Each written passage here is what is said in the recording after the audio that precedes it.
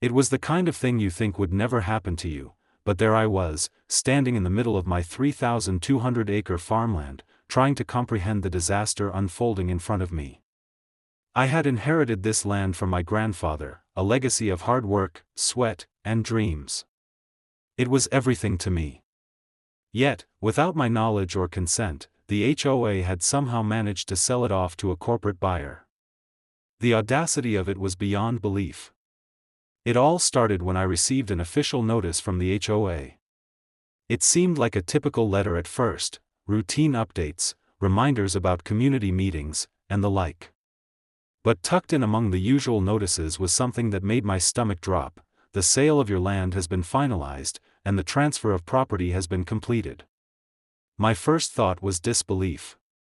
There was no way they could have sold my farmland, without even notifying me, let alone getting my approval. I dug deeper into the documents, and the more I uncovered, the angrier I became. The HOA had forged documents, bypassed legal processes, and used their power to illegally transfer ownership of my property. They were trying to erase my family's legacy for profit.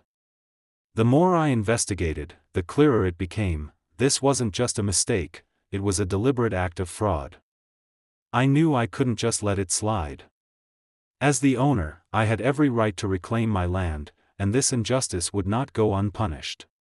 But instead of taking the immediate route of legal battles, I decided to play the game differently. I had connections, resources, and a legal team who was more than ready for a fight.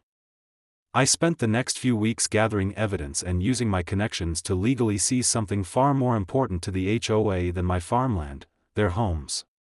One by one, I bought up the properties that the HOA members lived in. The moment those properties changed hands, they were legally mine. Each sale was a small victory. Watching them lose their homes, their control, and their power was nothing short of poetic justice. When the HOA members realized what had happened, it was too late. They had already lost. I didn't need to take the land back the traditional way. I had taken everything they cared about. They were powerless, left to face the consequences of their greed and corruption. And as for me, I had reclaimed my family's legacy, not with violence or anger, but with smart, legal precision. They thought they could sell my land off for profit, but I showed them that you can never steal from the wrong person.